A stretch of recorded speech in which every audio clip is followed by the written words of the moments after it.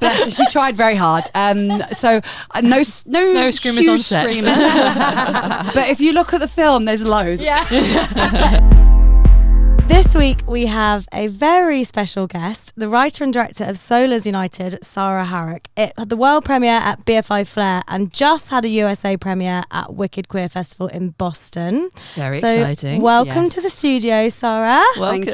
Thank you for having me. I'm so glad to be here with you guys. We are so glad you're here, but we do need to get one very important question out of the way first. What football team do you support? I knew this would be the question. It's got to be the one. It's Arsenal, guys. Oh, of course. I'm glad I've got one in here. God, everyone is just a bloody Arsenal fan these days. I'm glad that I'm in the majority for once in here. I love, and me, same. Yeah. Sorry, you say that like we don't go to Arsenal games with I know, about but 10 you guys just other... love to hate us. I don't think that's true. I don't necessarily hate Arsenal, just North London forever.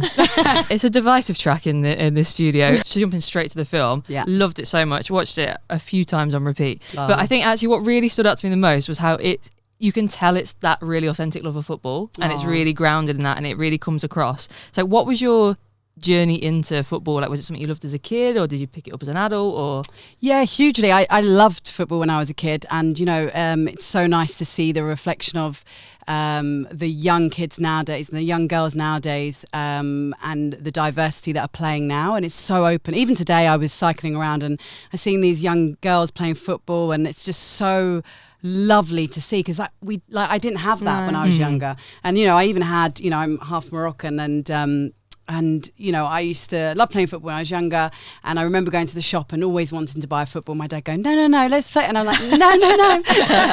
No. And even like, it was really sweet. I used to always play with the guys, or the boys, I should say, not guys. You in a field of men. As a 6-year-old.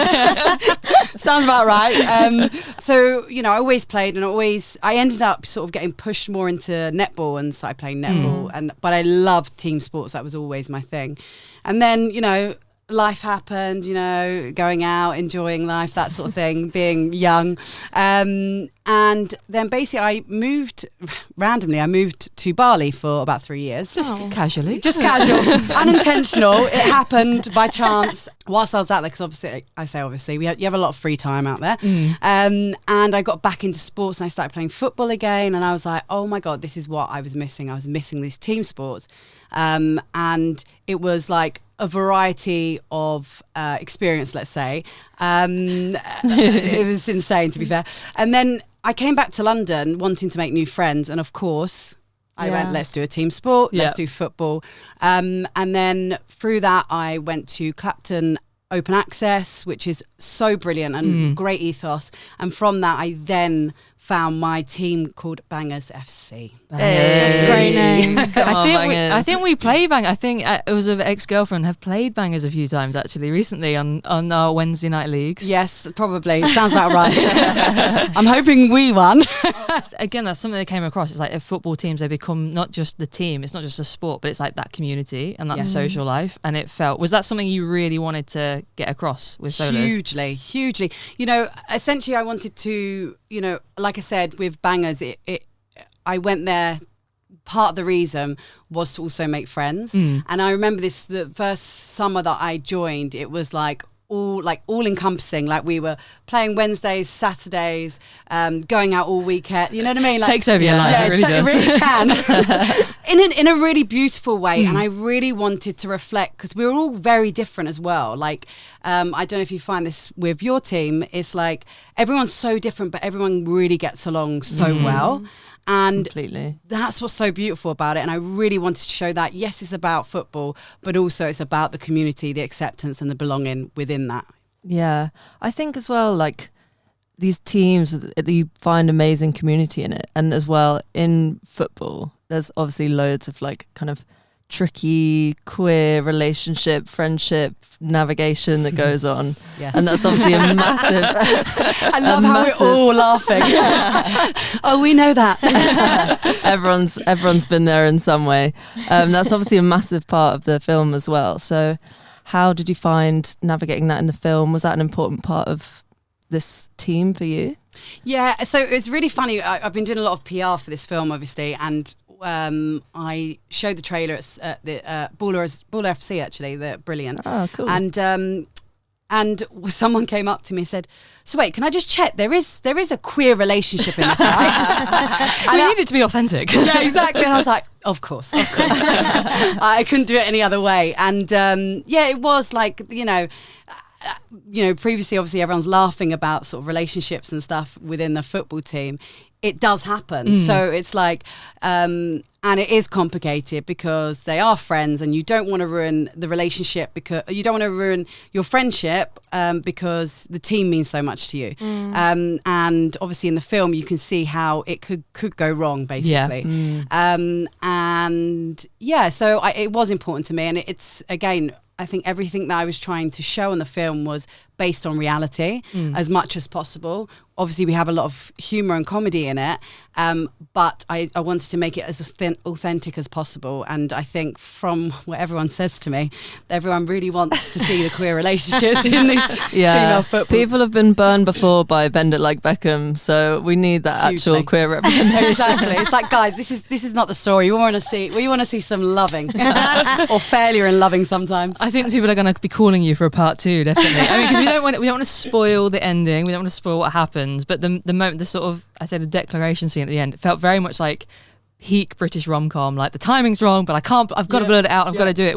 Did you really want to tap into that kind of rom-com style there? So the reason with that particular ending, I had written the ending several different ways with my amazing co-writers, and my goal for this is not just the short film. It's a TV series potentially, or a feature film, which we're kind of working out what's. I love that you're excited. The excitement across on his face.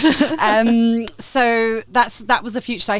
I wanted to keep it fairly open, and that was the reason why I picked that particular ending. I love that. Yeah. Yes. Yeah, because I was going to ask. Go on. What's next? So in terms of the film, obviously we're doing a lot of film festivals, a film festival run. We also are currently speaking to production companies about making it as a TV series. If for whatever reason that doesn't work out, there's always the backup of the feature film. I mean, in my ideal eyes, we would have TV series, feature film, and a musical. Do you know what I mean? Like, I'm with you. You just want to become an EGOT winner. That's what you're after.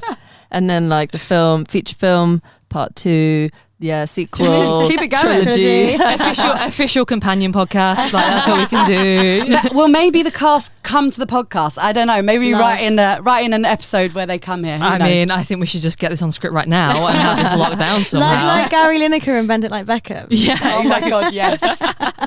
I mean, that would be. How was the? So it's during the film festival, and how was it at the premiere at BFI Flair? It was amazing. Honestly, it's been such a journey with this film, even beforehand. And my goal was always BFI Flair. Like, it's London based, it's queer. Let's get it there.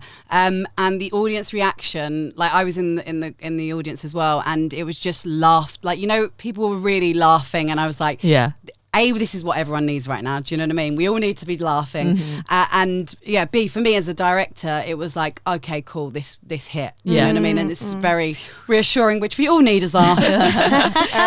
Do you get nervous? I mean, Maya, you probably have a similar thing, don't you? Do you get nervous the first time something that you've worked privately to an extent on gets shared with the world for the first time? Like, I can't imagine what those nerves are like in the room. Honest answer, yes, you're shitting pants. Absolutely, because like we had only had an industry screening, which went very well previously, and so this was the first time it was to a queer audience, which is what this film is for and made for, as well as sort of other people as well. So it was extremely nerve-wracking, and it is every film I've done, I've always been like, shit, is this going to land? Who knows? Yeah, exactly. Yeah, but it is so funny. I love the humour in it. I actually watched it with my mum, and we were both cracking up. Well, that's good that it reaches for your mum as well. Yeah, exactly. All audiences. All ages. Obviously, it's really funny as well. And we have the sort of romantic threads going through it. But then obviously central to the plot is the stuff about pitch access. Yeah. And that is something that all of us especially the women's grassroots community, are coming up against like week in, week out. Was that something you really wanted to kind of represent in the film? Yeah, of course. I mean, this has come up a lot, actually, generally when I've been doing a lot of PR with people, and you know, we put it in as. Also, I should say, sorry, about the pitch stuff as well. This is all based in Stratford, right? That's the idea. It's a very East London film. And there's an area in East London where it's like it's really interesting because you've got the old area, like the old Stratford, which when I was younger, used to go there and used to go to like car boot sales, you know, it was like grassland. It was insane. So it's insane to see how much it's changed, which is good and bad, and there's a lot of gentrification. So, and where we were shooting, it's like this less gentrified, let's say, area, and and it's really beautiful to see. Well, I say beautiful, but interesting to see all these new builds with these older buildings, which I'm obsessed by old buildings. I don't know why.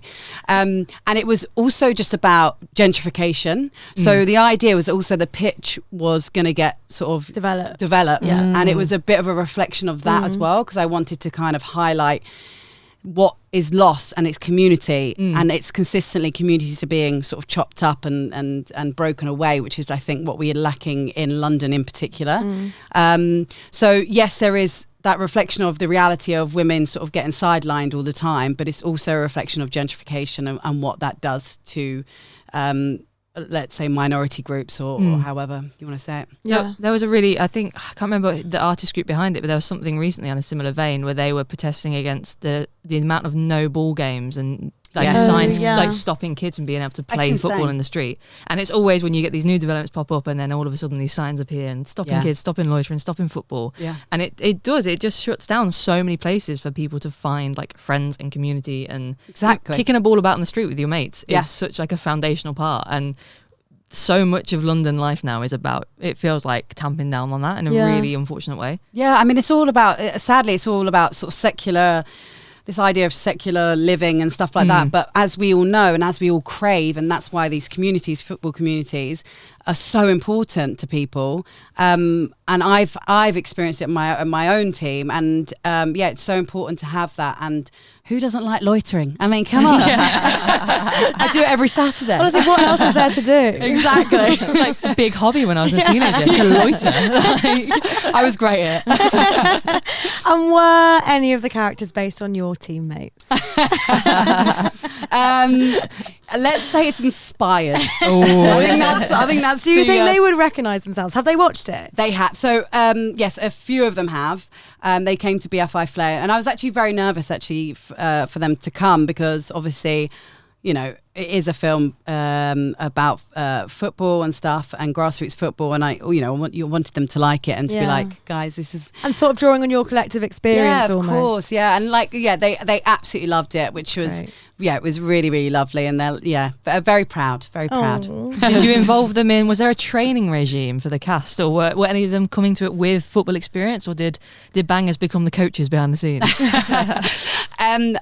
Okay, so the story with the actors in football, they're amazing actors. Let's start with that. And then let's go with the second thing of, so no, they had never played. It's a classic thing with actors. I don't know if you guys know this, but generally speaking, when you say, oh, can you sort of ride a horse, or can you speak 20 languages? The answer is always yes. The reality is no. However, what they're very good at is, picking up quickly. So because they had never been in a team, I really wanted them to understand what it meant to be in a team and what that whole, working together. And it was really good for them to understand that. So when they get on the pitch and when they're in these scenarios where they're in the changing rooms and stuff, they understand that they're all going for one goal. So I had arranged a training session for them with actually someone from Clapton Open Access, and she was brilliant, and they really, I know, it was amazing. They gelled together so well, and they're like still friends now. Like, we've all got a WhatsApp group. We're always like chatting away, and it's like they really got the idea of working as a team. Like even on the pitch when to explain, I don't even know how to say this, but basically, I had to. Luckily, I have a very good editor. Is what I'm going to say. And there was a lot of cuts, and because we also had sort of a foot double, as it were, on some of the shots. But they were great, you know, and it really meant a lot to them for it to look as real as possible, because I knew as well with Bend It Like Beckham, I think what everyone always says is like, the football's a bit naff. Yeah. And so Same with Ted Lasso. Yeah. And I love Ted Lasso. Yeah. So it's kind of, and again, like, you know, if I had a bigger budget and more time and all of these things, I would have done so much more. And, you know, but again, it's a short film. That's the reality of it. So yes, it was challenging, but I hopefully just got through it. No, I think it never stood out that like, oh, these people haven't played football before. I think it came across really well. Yeah, that's good. I mean, also you should see some of the things that I do on a football pitch every weekend. Exactly. And I've been playing my entire life. So. Can I also ask where the team name came from? It's a really good question. So beginning of last year, I got funded to make a teaser of the short film through M&M's, the football brand, a chocolate brand, not football, the chocolate brand M&M's. And so, they funded me some money. And because they're such a huge company, there was a lot of situations with regards to the name. And literally every name, I could have said lamppost football, and they went, no, there's already a lamppost football. And I'm like, oh, for God's sake. So like we had all these names, and one of them was like Techers United. And they kept going back to us, no. So then they said, look, let's look at names in Latin. And we were like, right. It's often where you go to for a football name. Exactly. So I was like, okay, cool. Anyway, and then so the night before, so they had to clear it through the not HR, I don't know, some whatever. Every department. Every department. It was quite a thing. And we ended up basically Solas United. So Solas means Techers in Latin. So that is where we got to Solas. Sorry, That's why do so they Techers in Latin. That Oh my was God. yeah. So there you go, Who told guys. you that? That feels like quite a loose interpretation of a translation. But listen, guys, that's where we're going with. Oh, okay, right. My Sorry. theory was wrong then. What was your theory? Well, I was like Solas. I just thought it was like losers switched around. Oh, no, it's on the anagram. I love I was that. on the anagram. I I was love like, that. I'm sure. Anyway, but I love that story. I'm going to take that for the TV series. That's what I'm going to do. I find that sometimes when you're watching fictional sports teams, the names just don't sound believable, whereas that felt like it could be a team name, like it that's genuinely good. could be somebody you come up against in a tournament, couldn't it? Yeah. Definitely. Well, there are brilliant, like even your like ex-girlfriend. Do you know what I mean? Like there's just brilliant, genius. I feel like one time we'll have to expand upon the reasoning behind that name on the podcast, but not today. But for now, we'll leave For now. everyone guessing. So if you could have cast any professional football player in the team, who would you have brought in? Good question. Oh, I think Jill Scott. Oh yeah, That's I'll be so honest, funny. she's hilarious. Do you know what I Yeah. mean? It'll be easy comedy. I'll be sitting Yeah. back and she'll just be so funny. Should bring the laughs. Yeah, exactly. So I'd probably say her. yeah, that's so good. That's a great shout. Yeah, I love seeing Susie Ruffle pop up as a sort of Yeah. She did. casual commentator Yes, as well. yes, brilliant. Her and Laura Checkley are so. Again, I pretty much, and I said this to them guys. I was like, I'm just going to sit and watch and let you know this is the rough boundary of where I want you to go. But yeah, brilliant. She's brilliant. I was very lucky to have them. Actually, Yeah. really great. I feel like there was probably a lot of B-roll that you could just sort of release of them. We have. Oh, We have. We've got a lot of B-roll and a lot of BTS, which will be coming out on our socials. So yes, stay Nice. tuned. Okay, we'll be keeping an eye out for that. Yes. Definitely. So when can people watch the film? So we have a screening on the 10th of May with Cine International Film Festival. Yes, so it's 10th of May. So yeah, please go and buy your tickets online. Where is that in London? Yes, that is in Soho. Were there any amazing screamers on set? It was dire. The actors were not up to it. You have to. I'll give you an example. I'm going to really explain the situation here. Bless one of my actors. She was meant to be she's meant to be a striker. That's her role. She comes in and she's like, right, guys, I've come from a different league, going down a league. But I'm going to teach you how to play football and sort everything out. Bless her. I think the pressure of everything and also the lack of time that we had, the sun was going down, the usual stuff. And we had to really sort of, I think we did it about 20 times to get the football. She was literally... I need to explain. So literally she would try and score and somehow being so close, she got it over and around, but never anywhere in. Never in. And it was, bless her, she tried very hard. So no screamers huge on set. screamers. But if you look at the film, there's loads. Yeah. Thanks to the foot doubles. Exactly. Yeah. I think that's probably all we've got time for. Yeah. But thank you so much for coming in Not and at all. It's chatting been a with pleasure, us. guys. And we'll Thank you so post all the details of where you can buy tickets to see the film in full. Because Definitely get down to see it. definitely get down and see it. It's so fun. It's like a perfect encapsulation of the community and of women's football and everything that's great about it. So please go and watch it, everybody. And good luck. you. We hope we get the series and the feature and the musical. And the sequel. Love that. Love that. Thank you, guys. Let's keep that energy up.